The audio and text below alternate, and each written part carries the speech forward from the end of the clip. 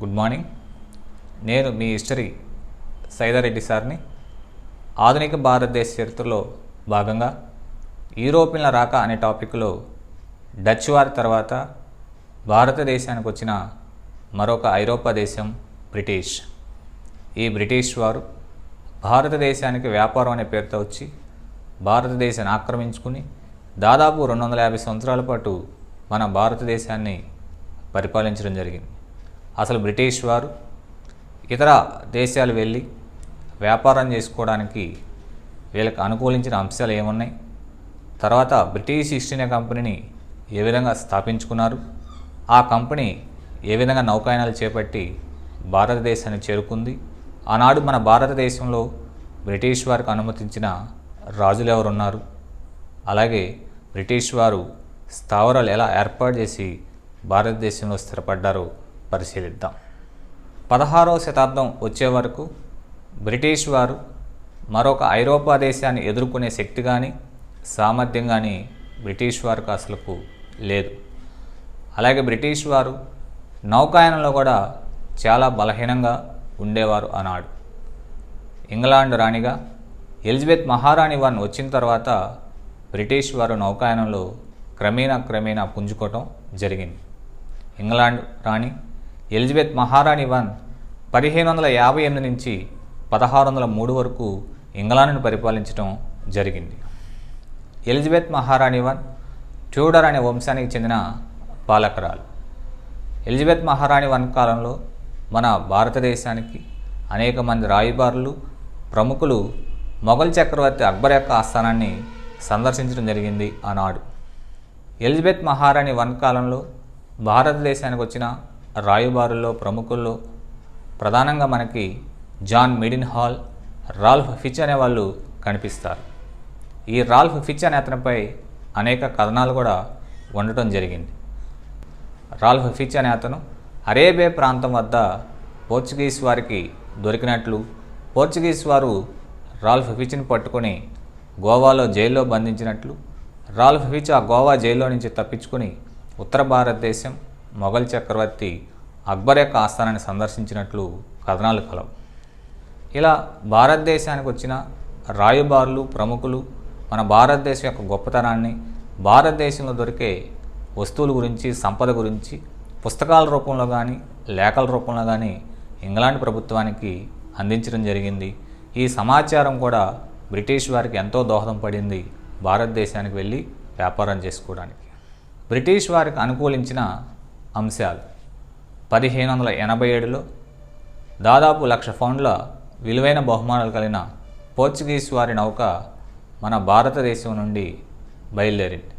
మార్గం మధ్యలో బ్రిటిష్ చెందిన బ్రిటిష్ నౌకా దళాధికారి ఫ్రాన్సిస్ డ్రేక్ అనే అతను ఈ నౌకను పట్టుకొని అందులో కొన్ని ఆధారాలు సేకరించి ఇంగ్లాండ్ ప్రభుత్వానికి అందించడం జరిగింది.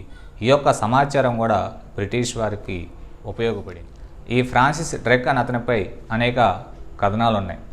ఇతను ప్రధానంగా మనకి ప్రపంచాన్ని చుట్టూ వచ్చిన తొలి ఆంగ్లేయుడిగా అభివర్ణించడం జరుగుతుంది. అలాగే బ్రిటిష్ వారికి అనుకూలించిన మరొక అంశం 1588లో స్పానిష్ అర్మిడాపై బ్రిటిష్ వారు విజయం సాధించడం. స్పానిష్ అర్మిడాపై విజయం అంటే స్పెయిన్ యొక్క నౌకాబలాన్ని బ్రిటిష్ వారు చిత్తుగా ఓడించడం జరిగింది. దీనితో బ్రిటిష్ వారు తూర్పు దేశాలు వెళ్ళి వ్యాపారం చేసుకోవడానికి ఒక స్వతంత్రం అనేది లభించింది ఈ యొక్క సంఘటన. అలాగే 1599లో మిరియాల ధర 3 పెరగడంతో బ్రిటిష్ వారు తూర్పు దేశాలు వెళ్ళి వర్తక స్థావరాలు ఏర్పాటు చేసుకుని నేరుగా ఐరోపా దేశాలకు వ్యాపారం చేద్దామనే ఆలోచన బలపడిందిగా చెప్పవచ్చు. ఈ కంపెనీ యొక్క వ్యవహారాలు చూసుకోవడానికి వ్యాపారస్తులు అంటే వాటాదారుల్లో తమలో ఒక 24 మందిని కోర్ట్ ఆఫ్ డైరెక్టర్స్గా ఎన్నుకోవడం జరిగింది. ఈ కోర్ట్ ఆఫ్ డైరెక్టర్స్ యొక్క కార్యకలాపాలు చూడటానికి బోర్డ్ ఆఫ్ డైరెక్టర్స్ని నియమించారు. బ్రిటిష్ ఈస్ట్ ఇండియా కంపెనీ మొదటి నుండి కూడా రాచరికంతో ముడిపడి ఉన్నటువంటి కంపెనీ. అంటే రాజకుటుంబానికి అవసరమైన సందర్భంలో డబ్బుని సమకూరుస్తూ ఉండేది ఈ యొక్క బ్రిటిష్ ఈస్ట్ ఇండియా కంపెనీ. 1600 సంవత్సరం డిసెంబర్ 31వ తారీఖు ఎలిజబెత్ మహారాణి one British East India company తూర్పు దేశాలు వెళ్ళి వ్యాపారం చేసుకోవడానికి ఒక 15 సంవత్సరాల పాటు గుత్తాధికారాలు ఇస్తూ ఒక చార్టర్ అధికార పత్రాన్ని జారీ చేయడం జరిగింది. బ్రిటిష్ ఈస్ట్ ఇండియా కంపెనీ వ్యాపార పరంగా మొదటి నుండి కూడా ఏకస్వామ్య హక్కులు కలిగి ఉంది. ఈ యొక్క ఏకస్వామ్య హక్కులను అపరిమిత కాలం అంటే అన్లిమిటెడ్ పీరియడ్ పొడిగించినటువంటి వ్యక్తి జేమ్స్ వన్. ఇతను 1609లో ఈ యొక్క ఏకస్వామ్య హక్కులు అపరిమిత కాలం పాటు పొడిగించాడు. ఈ విధంగా బ్రిటిష్ ఈస్ట్ ఇండియా కంపెనీ స్థాపించటం, అలాగే వ్యాపారం చేసుకోవడానికి అనుమతి పొందటం జరిగింది. ఇక్కడ ప్రధానంగా మనం గమనించాలి, బ్రిటిష్ ఈస్ట్ ఇండియా కంపెనీ ఏర్పడే సమయానికి ఆనాడు మన భారతదేశంలో సమకాలికంగా ఉన్నటువంటి మొఘల్ చక్రవర్తి ఎవరంటే Akbar. British East India company భారతదేశానికి వచ్చే సమయానికి ఆనాడు మన భారతదేశంలో ఉన్నటువంటి మొఘల్ చక్రవర్తి జహాంగీర్. ఈ విధంగా కంపెనీ స్థాపించుకున్నారు. ఇక నౌకాయానాలు చేపట్టారు. బ్రిటిష్ ఈస్ట్ ఇండియా కంపెనీ నౌకాయానాలు, మొదటి నౌకాయానం, దీనికి నాయకత్వం వహించినటువంటి వ్యక్తి జేమ్స్ లంకెస్టర్. ఇతను 1601లో ఇండోనేషియాలో సుమత్రా, బాంటం అనే దీవులు చేరుకుని అక్కడ ఒక ఫ్యాక్టరీని నెలకొల్పాడు ఇతను. రెండో నౌకాయానం, దీనికి నాయకత్వం వహించినటువంటి వ్యక్తి హెన్రీ మిడిల్టన్. ఇతను 1604లో ఇండోనేషియాలో అంబోయోనా, బాండా అనే దీవులకు చేరుకుని అక్కడ ఫ్యాక్టరీని నెలకొల్పాడు. మూడో నౌకాయానం, దీనికి నాయకత్వం వహించినటువంటి వ్యక్తి కెప్టెన్ హాకిన్స్. ఇతన్ని విలియం హాకిన్స్ అని కూడా పిలవటం జరుగుతుంది. ఇతను 1608లో మన భారతదేశానికి పశ్చిమ తీరమైన గుజరాత్లో సూరత్ అనే ప్రాంతానికి చేరుకోవడం జరిగింది. ఈ విధంగా బ్రిటిష్ వారు భారతదేశానికి మొదట చేరుకున్నటువంటి ప్రాంతం సూరత్. భారతదేశంలో బ్రిటిష్ ఈస్ట్ ఇండియా కంపెనీ 1608లో కెప్టెన్ హాకిన్స్ నాయకత్వంలో హెక్టార్ అనే నౌక భారతదేశానికి పశ్చిమ తీరం గుజరాత్ సూరత్ అనే ప్రాంతానికి చేరుకోవడం జరిగింది. అప్పటికే మన భారతదేశంలో పశ్చిమ తీరంలో ఆధిపత్యాన్ని చెలాయిస్తున్న ఐరోపా దేశం పోర్చుగీస్. ఒక విధంగా పశ్చిమ తీరంలో పోర్చుగీస్ వారికి భయపడుతూనే బ్రిటిష్ వారు సూరత్ అనే ప్రాంతానికి రావడం జరిగింది. సూరత్ అనే ప్రాంతం వద్ద స్థావరం ఏర్పాటు చేసుకోవాలంటే మొఘల్ చక్రవర్తి యొక్క అనుమతి కావాలని అక్కడ స్థానికులు ఇచ్చినటువంటి సమాచారం ప్రకారం బ్రిటిష్ వారు తెలుసుకున్నారు. 1608లో బ్రిటిష్ రాయబారిగా కెప్టెన్ హాకిన్స్ అనే వ్యక్తి మొఘల్ చక్రవర్తి జహాంగీర్ యొక్క ఆస్థానాన్ని సందర్శించాడు వ్యాపార నిమిత్తం. అయితే మొఘల్ చక్రవర్తి జహాంగీర్ అనే వ్యక్తి పోర్చుగీస్ వారి యొక్క ఒత్తిడి మేరకు బ్రిటిష్ వారు వ్యాపారం చేసుకోవడానికి, ప్రధానంగా సూరత్ వద్ద స్థావరం ఏర్పాటు చేసుకోవడానికి అనుమతి ఇవ్వలేదు. 1608లో బ్రిటిష్ వారు సూరత్ వద్ద స్థావరాన్ని నెలకొల్పలేదు. నాలుగవ నౌకాయానం, దీనికి నాయకత్వం వహించినటువంటి వ్యక్తి కెప్టెన్ హెప్పన్. ఇతను 1611లో భారతదేశానికి తూర్పు తీరమైన ఆంధ్రప్రదేశ్లో మచిలీపట్నం అనే ప్రాంతానికి గ్లోబ్ అనే నౌక ద్వారా చేరుకోవడం జరిగింది. ఆనాడు మన మచిలీపట్నం అనే ప్రాంతాన్ని పరిపాలిస్తున్న గోల్కొండ సుల్తాన్ మహమ్మద్ కులీ కుతుబ్ షా. 1611లో బ్రిటిష్ రాయబారిగా కెప్టెన్ హెప్పన్ అనే వ్యక్తి మహమ్మద్ కులీ కుతుబ్ షా ఆస్థానాన్ని సందర్శించాడు వ్యాపారం కోసం. మహమ్మద్ కులీ కుతుబ్ షా బ్రిటిష్ వారు మచిలీపట్నం వద్ద స్థావరం ఏర్పాటు చేసుకోవడానికి అనుమతి ఇచ్చాడు. గతంలో డచ్ వారికి అనుమతి ఇచ్చినటువంటి రాజు కూడా మహమ్మద్ కులీ కుతుబ్ షా. ఈ విధంగా బ్రిటిష్ వారు తమ యొక్క తొలి స్థావరాన్ని తూర్పు తీరమైనటువంటి మచిలీపట్నంలో స్థాపించటం జరిగింది. అయితే బ్రిటిష్ వారికి తూర్పు తీరం కన్నా కూడా వ్యాపారానికి పశ్చిమ తీరం అయితే బాగా ఉంటుందని గమనించారు. అయితే పశ్చిమ తీరంలో పోర్చుగీస్ వారి యొక్క ఆధిపత్యం ఎక్కువగా ఉంది కాబట్టి పోర్చుగీస్ వారిని ఎదుర్కోవడానికి బ్రిటిష్ వారు కొన్ని ప్రతివ్యూహాలు పన్నటం జరిగింది. దీనిలో భాగంగా 1612లో బ్రిటిష్ వారు స్వాహిలీ యుద్ధం అనేది పోర్చుగీస్ వారి మీద చేశారు. కెప్టెన్ బెస్ట్ అనే బ్రిటిష్ అధికారి పశ్చిమ తీరంలో సూరత్ వద్ద పోర్చుగీస్ వారి యొక్క నౌకాదళాన్ని చిత్తుచిత్తుగా ఓడించడం జరిగింది. ఈ విజయం కూడా బ్రిటిష్ వారు భారతదేశంలో స్థావరాలు ఏర్పాటు చేసుకోవడానికి ఉపయోగపడిందిగా చెప్పవచ్చు. ఈ విజయం తర్వాత 1613లో బ్రిటిష్ వారు సూరత్ వద్ద అధికారికంగా స్థావరం ఏర్పాటు చేసుకోవడానికి మొఘల్ చక్రవర్తి జహాంగీర్ అనుమతి ఇవ్వటం జరిగింది. ఈ విధంగా బ్రిటిష్ వారు 1613లో సూరత్ వద్ద అధికారికంగా స్థావరాన్ని నెలకొల్పారు. అలాగే 1614లో బ్రిటిష్ వారు పశ్చిమ తీరంలో మరొకసారి పోర్చుగీస్ వారి యొక్క నౌకాదళాన్ని సూరత్ వద్ద ఓడించడం జరిగింది. దీనితో బ్రిటిష్ వారు పశ్చిమ తీరంలో భారతదేశంలో మనం స్థిరపడగలమనే నమ్మకం బ్రిటిష్ వారికి కలిగింది. 1615లో బ్రిటిష్ రాయబారి సర్ థామస్ రో అనే వ్యక్తి మొఘల్ చక్రవర్తి జహాంగీర్ యొక్క ఆస్థానాన్ని సందర్శించాడు. ఈ సర్ థామస్ రో అనే వ్యక్తి 1615 నుంచి 1619 వరకు మొఘల్ చక్రవర్తి ఆస్థానంలో ఉండటం జరిగింది. మొఘల్ చక్రవర్తి జహాంగీర్ సర్ థామస్ రోకి అహ్మదాబాద్, బరంపూర్, ఆగ్రా అనే ప్రాంతాలు బహుమతిగా ఇవ్వటం జరిగింది. అలాగే బ్రిటిష్ వారు మొఘల్ సామ్రాజ్యంలో శాశ్వతంగా ఎక్కడైనా స్థావరాలు ఏర్పాటు చేసుకోవచ్చని అనుమతి ఇచ్చాడు జహాంగీర్. ఈ విధంగా బ్రిటిష్ వారు భారతదేశంలో అక్కడక్కడ స్థావరాలు ఏర్పాటు చేసుకుంటూ ముందుకు వెళ్ళటం జరిగింది. దీనిలో భాగంగా 1626లో బ్రిటిష్ వారు అర్మగామ్ అనే ప్రాంతం వద్ద స్థావరాన్ని నెలకొల్పారు. ఈ అర్మగామ్ అనే ప్రాంతం గురించి అనేక కథనాలు కూడా వెలుగులో ఉన్నాయి. ఈ ప్రాంతం బ్రిటిష్ వారికి ఏ విధంగా వచ్చింది అనే దానికి కొన్ని కథనాలు ఉండటం జరిగింది. అర్మగామ్ అనే ప్రాంతం ఒకప్పుడు చెన్నమకుప్పం అనే దానిలో భాగంగా ఉండేది. చెన్నమకుప్పం అనే సంస్థానాన్ని పరిపాలించిన రాజు గుర్వనాయుడు. ఆ గుర్వనాయుడు కింద ఆర్థిక మంత్రిగా పనిచేసినటువంటి వ్యక్తి పట్నస్వాముల అర్మగామ్ మొదలియార్ అనే వ్యక్తి పనిచేయడం జరిగింది. బ్రిటిష్ వారు స్థావరం ఏర్పాటు చేసుకోవడానికి అనుమతి కోసం రాజుగారి యొక్క ఆస్థానాన్ని సందర్శించడం జరిగింది. అయితే రాజుగారు బ్రిటిష్ వారికి స్థావరం ఏర్పాటు చేసుకోవడానికి అనుమతి ఇవ్వలేదు. మరొకసారి బ్రిటిష్ వారు స్థావరం ఏర్పాటు చేసుకోవడానికి ప్రయత్నం చేశారు. ఈసారి ఆర్థిక మంత్రి అయినటువంటి పట్నస్వాముల అర్మగామ్ మొదలియార్ అనే వ్యక్తి బ్రిటిష్ వారిని సముద్ర ఒడ్డుకు తీసుకెళ్ళి అక్కడి నుంచి ఒక ఫిరంగి పేల్చమన్నట్టు, ఆ ఫిరంగి పేల్చినప్పుడు ఆ తోట ఎక్కడైతే పడిందో ఆ ప్రాంతం వరకు తీసుకోమన్నట్లు మనకి కథనాలు కలవు.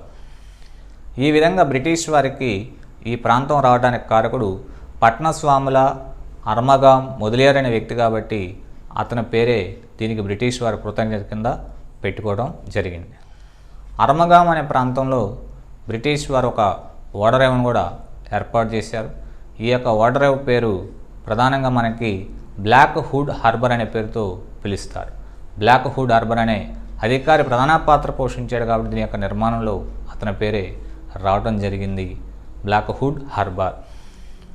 1633లో బ్రిటిష్ వారు ఒరిస్సాలో బాలాసూర్ అనే ప్రాంతం వద్ద స్థావరాన్ని నెలకొల్పారు. ఇక్కడ ప్రధానంగా అభ్యర్థులు గమనించాలి, భారతదేశంలో బ్రిటిష్ వారి యొక్క తొలి స్థావరం అంటే మచిలీపట్నం పెట్టాలి. తూర్పు తీరంలో బ్రిటిష్ వారి యొక్క తొలి స్థావరం అన్న కూడా మచిలీపట్నం పెట్టాలి. తూర్పు భారతదేశంలో బ్రిటిష్ వారి యొక్క తొలి స్థావరం అంటే మాత్రం ఒరిస్సాలో ఉన్నటువంటి బాలాసూర్ అని గుర్తుపెట్టుకోవాలి. మద్రాస్ బ్రిటిష్ వారు 1639 నాటికి మద్రాస్ అనే ప్రాంతాన్ని పొందడం జరిగింది. ఈ మద్రాస్ అనేది ఒకప్పుడు విజయనగర సామ్రాజ్యానికి చెందిన 3వ వెంకటపతిరాయలు అరవీడు వంశానికి చెందిన వ్యక్తి పరిపాలిస్తూ ఉండేవాడు. ఈ 3వ వెంకటపతిరాయలు చంద్రగిరిని రాజధానిగా చేసుకుని పరిపాలిస్తూ ఉండేవాడు ఆ కాలంలో. ఇదే సమయంలో మన శ్రీకాళహస్తికి చెందిన దామెల్ల సోదరులు అనేవాళ్ళు నేత పని చేసుకుంటూ ఉండేవారు. కొన్ని సందర్భాల్లో రాజుగారి యొక్క ఆస్థానాన్ని కూడా సందర్శిస్తూ ఉండేవారు. 3వ వెంకటపతిరాయలు మద్రాస్ విషయం గురించి ఈ యొక్క నేత పని చేసే దామెల్ల సోదరులకి చెప్పడం జరిగింది. ఇదే సమయంలో బ్రిటిష్ వారు తూర్పు తీరంలో అర్మగామికి ప్రత్యామ్నాయంగా ఒక బలమైన స్థావరం ఏర్పాటు చేయాలని నిర్ణయించుకున్నారు. దాని యొక్క బాధ్యతలు ఫ్రాన్సిస్ డే అనే బ్రిటిష్ అధికారికి అప్పచెప్పడం జరిగింది. ఈ ఫ్రాన్సిస్ డే అనే వ్యక్తి దామెల్ల సోదరులకు తారసపడ్డాడు. ఈ దామెల్ల సోదరులు ఫ్రాన్సిస్ డే అనే అధికారిని మూడో వెంకటపతిరాయల దగ్గరికి తీసుకెళ్ళడం జరిగింది. మూడో వెంకటపతిరాయలు ఆ విధంగా బ్రిటిష్ వారికి మద్రాస్ అనే ప్రాంతాన్ని అమ్మివేయటం జరిగింది. ఆ విధంగా ఫ్రాన్సిస్ డే అనే వ్యక్తి ఈ మద్రాస్ అనేది మూడో వెంకటపతిరాయల దగ్గర నుంచి కొనుగోలు చేశాడు. మద్రాస్ని ఫ్రాన్సిస్ డే అనే వ్యక్తి అభివృద్ధి చేయడం జరిగింది. అందుకనే మద్రాస్ నగర నిర్మాతగా ఫ్రాన్సిస్ డేని పిలవటం జరుగుతుంది. మద్రాసులో బ్రిటిష్ వారు ఒక కోట నిర్మాణం చేపట్టారు. ఈ కోట పేరు సెయింట్ జార్జ్ కోట. భారతదేశంలో బ్రిటిష్ వారు నిర్మించిన మొట్టమొదటి కోట కూడా ఈ సెయింట్ జార్జ్ కోట. మధ్యవర్తం చేసినటువంటి దామెల్ల సోదరులు ఫ్రాన్సిస్ డేని అడగటం జరిగింది. మా తండ్రి గారి పేరుతో స్థానిక నేత పనిచేసే వాళ్ళందరూ కూడా ఒక చోట ఉంటాం, ఆ ప్రాంతానికి మా తండ్రి గారి పేరు పెట్టుకుంటామని అడగటం జరిగింది. దామెల్ల సోదరులు ఇద్దరు పేర్లు వచ్చేపాటికి ఒక అతని పేరు వెంకటాద్రి, రెండో అతని పేరు అయ్యప్ప. వీళ్ళ యొక్క తండ్రి గారి పేరు చెన్నప్ప. ఆ చెన్నప్ప పేరు మీదుగానే మనకి చెన్నపట్నం అనే పేరు క్రమేణా వాడుకలోకి వచ్చింది. ఈ చెన్నపట్నంలో మన స్థానికులు ఎక్కువ మంది ఉంటారు కాబట్టి ఈ చెన్నపట్నాన్ని బ్లాక్ సిటీ అనే పేరుతో పిలుస్తారు. అలాగే మద్రాస్ పట్టణంలో బ్రిటిష్ వారు ఎక్కువ మంది ఉంటారు కాబట్టి దాన్ని వైట్ సిటీ అనే పేరుతో పిలవటం జరుగుతుంది. ఒక పక్క మద్రాస్ పట్టణం, మరో పక్క చెన్నపట్నం రెండు బాగా అభివృద్ధి చెందాయి. క్రమేణా రెండు కలిసిపోయి మద్రాస్ లేదా చెన్నైగా పిలవడం జరిగింది. మద్రాస్ అనేది దినదిన ప్రవర్తమానంగా బ్రిటిష్ వారి కాలంలో బాగా అభివృద్ధి చెందిందని చెప్పవచ్చు. ఇక్కడ ప్రధానంగా మనకి గమనిస్తే 1684 నాటికి మద్రాస్ ప్రెసిడెన్సీగా అభివృద్ధి చెందింది. భారతదేశంలో తొలి ప్రెసిడెన్సీ అంటే మాత్రం మనకి సూరత్ అని పెట్టాలి, గమనించాలి. ఎందుకు సూరత్ అవుతుందంటే ఐరోపా దేశాలకు చెందినటువంటి చాలా దేశాలు మనకి సూరత్ అనే ప్రాంతానికి రావడం జరిగింది. అది క్రమేణా ప్రెసిడెన్సీగా అభివృద్ధి చెందింది. భారతదేశంలో తొలి ప్రెసిడెన్సీ అంటే మాత్రం సూరత్ అని అభ్యర్థులు గుర్తుపెట్టుకోవాలి.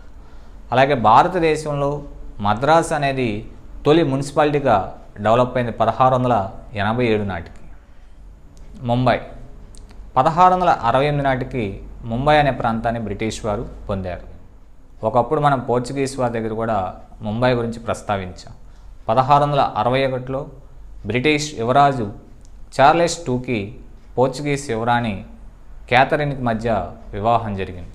ఈ వివాహం సందర్భంగా పోర్చుగీస్ వారు చేతిలో ఉన్నటువంటి అప్పుడు పశ్చిమ తీరంలో ముంబై అనే ప్రాంతాన్ని కట్నం కింద రెండో చార్లెస్కి బహుమానంగా ఇవ్వటం జరిగింది. ఆ విధంగా మనకి ముంబై అనే ప్రాంతం బ్రిటిష్ యువరాజు చేతిలోకి వెళ్ళింది. ఆ బ్రిటిష్ యువరాజు చార్లెస్ టూ అనే వ్యక్తి 1667లో బ్రిటిష్ ఈస్ట్ ఇండియా కంపెనీకి శాశ్వత లీజు కింద ఇవ్వటం జరిగింది. అప్పటికి ముంబై ఇన్ఛార్జిగా ఉన్న గెరాల్డ్ అంజీర్ అనే వ్యక్తి ముంబైని డెవలప్ చేయడం జరిగింది. అందుకే ముంబై నగర నిర్మాతగా గెరాల్డ్ అంజీర్ని పిలుస్తారు. ఇక్కడ బ్రిటిష్ వారు ముంబైలో నిర్మించినటువంటి కోట పేరు సెయింట్ డేవిడ్ కోట అనే పేరుతో నిర్మించారు. 1818 నాటికి ముంబై అనేది ప్రెసిడెన్సీగా డెవలప్ అవడం జరిగింది. కలకత్తా 1698 నాటికి బ్రిటిష్ వారు కలకత్తా అనే ప్రాంతాన్ని పొందడం జరిగింది. జాబ్ చార్నక్ అనే బ్రిటిష్ ఈస్ట్ ఇండియా కంపెనీ ప్రతినిధి సుతనాటి అనే గ్రామానికి రావటం జరిగింది ఒక కర్మాగారం ఏర్పాటు చేయడానికి.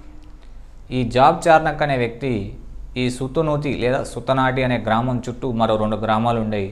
మొత్తం ఈ 3 గ్రామాలు కలిపేసి కలకత్తాగా అభివృద్ధి చేశాడు. 1 గోవిందాపూర్, 2 కలికట, అలాగే సుతనాటి, ఈ 3 గ్రామాలు కలిపి కలకత్తా నగరంగా అభివృద్ధి చేశాడు. అందునే కలకత్తా నగర నిర్మాతగా జాబ్ చార్నక్ని పిలవటం జరుగుతుంది. ఇక్కడ బ్రిటిష్ వారు ఒక కోట నిర్మాణం చేపట్టారు. ఫోర్ట్ విలియం అనే పేరుతో కోట నిర్మించారు కలకత్తాలో. అలాగే 1700 సంవత్సరం నాటికి కలకత్తా అనేది ప్రెసిడెన్సీగా అభివృద్ధి చెందడం జరిగింది. బ్రిటిష్ వారికి మొఘల్స్కి మధ్య ఉన్నటువంటి సంబంధాలు గురించి పరిశీలిద్దాం. ఇక్కడ మనం ప్రధానంగా గమనించాలి, అక్బర్ యొక్క ఆస్థానానికి కూడా చాలామంది బ్రిటిష్ రాయబారులు ప్రముఖులు వచ్చారు. కానీ అక్బర్ వ్యాపారం చేసుకోవడానికి బ్రిటిష్ వారికి అనుమతి మాత్రం ఇవ్వలేదు. జహాంగీర్ యొక్క ఆస్థానానికి కూడా చాలామంది వచ్చారు. అందులో ప్రధానంగా మనకి కెప్టెన్ హాకిన్స్, సర్ థామస్ రో, ఎడ్వర్డ్స్ అనేవాళ్ళు కనిపిస్తారు. కెప్టెన్ హాకిన్స్ అనే వ్యక్తికి మొదట్లో 1608 సూరత్ వద్ద బ్రిటిష్ వారు స్థావరం ఏర్పాటు చేసుకోవడానికి జహాంగీర్ అనే వ్యక్తి పోర్చుగీస్ వారి యొక్క ఒత్తిడి మేరకు అధికారికంగా అనుమతి ఇవ్వలేదు అని గమనించాలి. అలాగే 1612లో కెప్టెన్ బెస్ట్ అనే బ్రిటిష్ అధికారి సూరత్ వద్ద పోర్చుగీస్ వారి యొక్క నౌకాదళాలను ఓడించడం, ఆ విజయం తర్వాత జహాంగీర్ అనే వ్యక్తి పోర్చుగీస్ వారితో పోలిస్తే బ్రిటిష్ వారు తక్కువ మంది ఉన్నా ఈ తక్కువ మంది ఉన్నటువంటి బ్రిటిష్ వారి యొక్క నైపుణ్యాన్ని జహాంగీర్ అనే వ్యక్తి గుర్తించి భవిష్యత్తులో మనకి ఉపయోగపడతారనే ఉద్దేశంతో సూరత్ వద్ద బ్రిటిష్ వారు ఒక స్థావరం ఏర్పాటు చేసుకోవడానికి 1613 వద్ద అధికారికంగా జహాంగీర్ అనే వ్యక్తి అనుమతి ఇచ్చాడు. ఔరంగజేబు కాలంలో మొఘల్ బెంగాల్ గవర్నర్, ఇతన్నే ఔరంగజేబు యొక్క మామగారు అంటారు, ఇతని పేరు షాహిస్తా ఖాన్.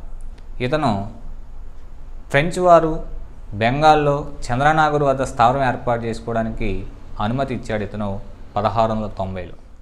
చంద్రనాగర్లో ఫ్రెంచ్ వారికి అనుమతి ఇవ్వటం కూడా ఒక విధంగా బ్రిటిష్ వారికి నచ్చలేదు.